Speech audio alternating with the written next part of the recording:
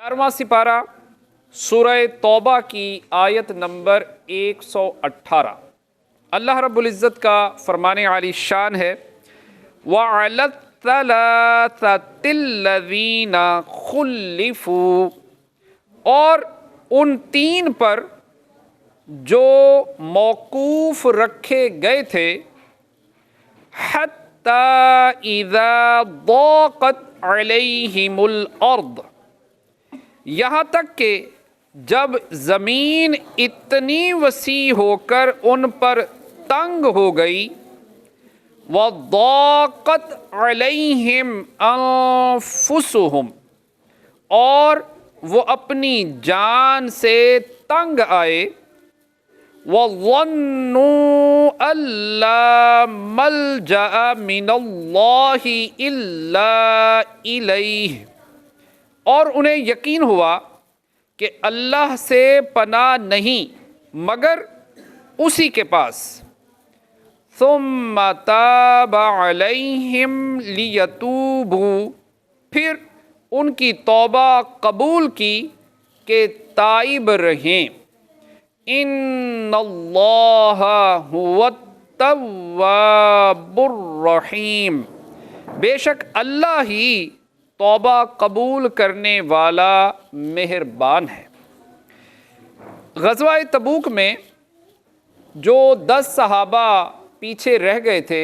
جنگ میں نہیں گئے، 7 نے اپنے لیے اپنے آپ کو ستونوں سے باندھا اور ان کی معافی ہو گئی، اور ان میں سے 3 صحابہ کا یہاں تذکرہ ہے۔ یہ 3 صحابہ حضرت کعب بن مالک، ہلال بن امیہ اور مرارہ بن ربیع رضی اللہ تعالی عنہم ہیں۔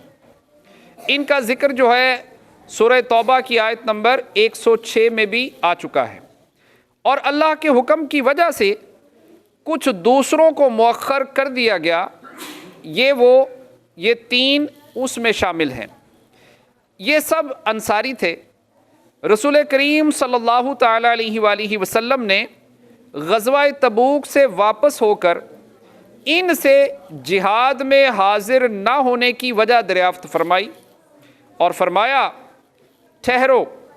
جب تک اللہ تعالیٰ تمہارے لیے کوئی فیصلہ فرمائے،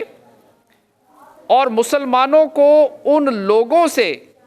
ملنے جلنے کلام کرنے سے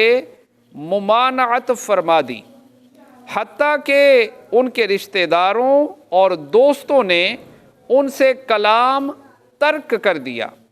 یہاں تک کہ ایسا معلوم ہوتا تھا کہ ان کو کوئی پہچانتا ہی نہیں اور ان کی کسی سے شناسائی ہی نہیں۔ اس حال پر انہیں 50 روز گزرے، یہاں تک کہ جب زمین اپنی وسعت کے باوجود ان پر تنگ ہو گئی اور انہیں کوئی ایسی جگہ نہ مل سکی جہاں ایک لمحے کے لیے انہیں قرار ہوتا، ہر وقت پریشانی اور رنج و غم، بے چینی اور اضطراب میں مبتلا ہوئے، اور وہ رنج و غم کی شدت کی وجہ سے اپنی جانوں سے تنگ آ گئے۔ نہ کوئی انیس ہے جس سے بات کریں، نہ کوئی غمخوار جسے حال دل سنائیں، وحشت و تنہائی ہے اور شب و روز کی گریہ و زاری۔ انہوں نے یقین کر لیا کہ اللہ عز و جل کی ناراضی سے بچنے کے لیے اس کے سوا کوئی پناہ نہیں، تو اللہ تعالیٰ نے ان پر رحم فرمایا اور ان کی توبہ قبول فرما لی، تاکہ آئندہ توبہ کرنے والے ہی رہیں۔ تو پیارے اسلامی بھائیوں، یہ 3 صحابہ جو تھے، ٹوٹل 10 تھے جو پیچھے رہ گئے، 7 نے اپنے آپ کو ستونوں سے باندھا اور ان کی توبہ قبول ہو گئی، اور باقی جو 3 تھے یہ ان ستونے والوں میں نہیں تھے۔ تو یہ 3 جو باقی رہ گئے تو پھر ان کو جو ہے وہ چھوڑ دیا گیا،